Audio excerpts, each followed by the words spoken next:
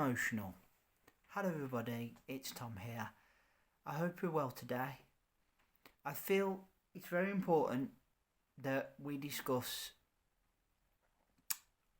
when it becomes an emotional overload, when something becomes too much for you. We've all been overwhelmed, but at the end of the day we need to know when to stop it becoming too much. It's not an easy thing to do. You know, for myself, at the worst part, many years back, I was a very, very emotional person. My emotional spectrum was really broad. Like literally, I'd really express my emotions a lot. And while I'm still fairly sensitive, I've learned to rein it in. And I think we need to understand when we need to put a pause on it, put the brakes on it. Okay?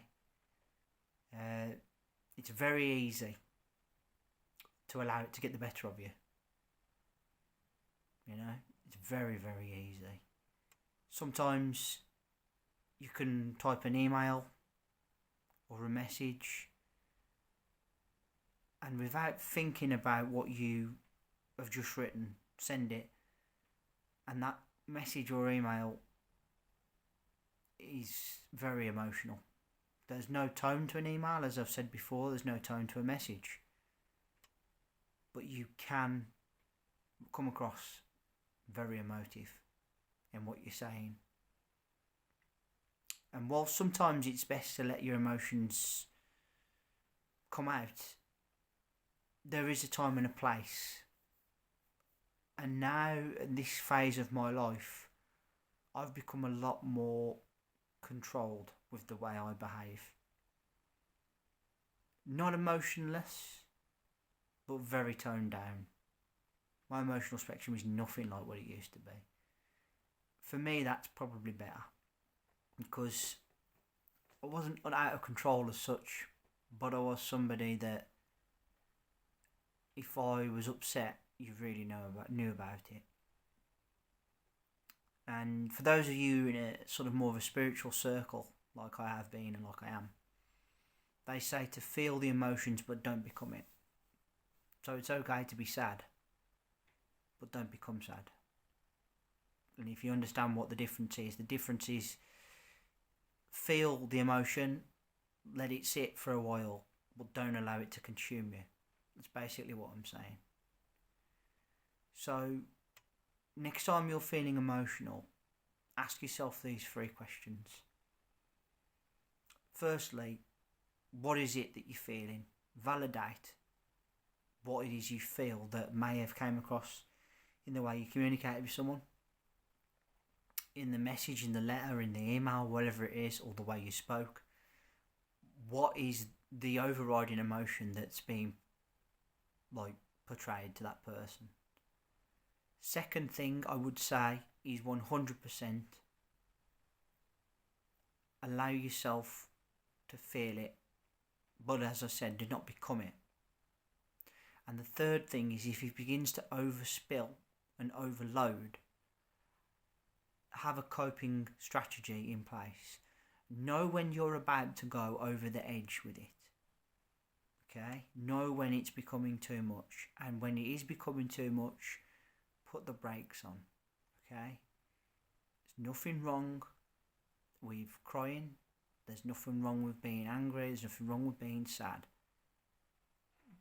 But there is a point where it becomes too much, and not everybody will react to you in the way that perhaps you want them to. Some people will be very sympathetic. They'll put an arm around you, and they'll generally want to help you.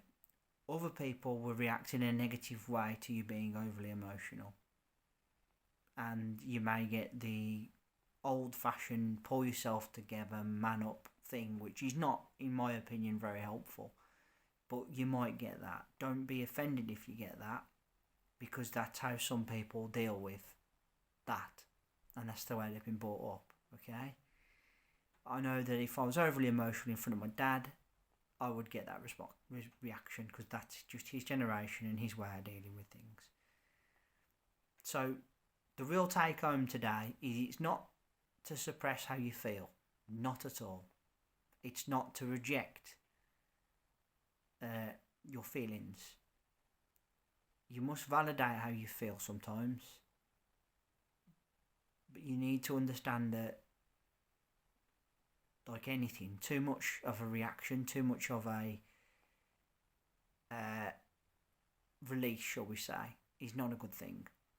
Controlling your emotions better is a skill, and it's something that you begin to learn.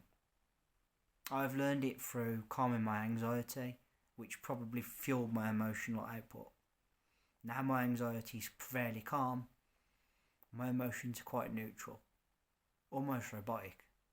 Although I'm not a robot, I'm still a human. But by doing that, I've allowed myself to claw back a better emotional response stroke intelligence. Whereas before, I was just a little bit like a blooming volcano, to be honest. And that is not always a good fit for people, alright? Remember, it's alright to be upset. It's alright to have an outcry sometimes. But just process where you are and what you're doing and in what way you're doing it before you do it. Stop and think if you can. Do I really need to put that in the message, the email? Where in the communication can I allow someone to see that things have affected me, but not too much? Remember and try and assess better. It's not an easy thing to do. It takes time. And be easy on yourself, okay? Third and final video of the week. I want to say thank you all ever so much for listening. I really appreciate your time and energy spent here on my channel. Thank you. Third and final video, as I said, put down in the comment section below if you ever really lost your emotional control, been overly emotional. Maybe there's been something you've done at work or an email or something that you've sent that in hindsight perhaps had more attached to it than it needed to be. Or are you somebody that is pretty chilled, you've managed to get a grip on things, you still feel emotions, we all do.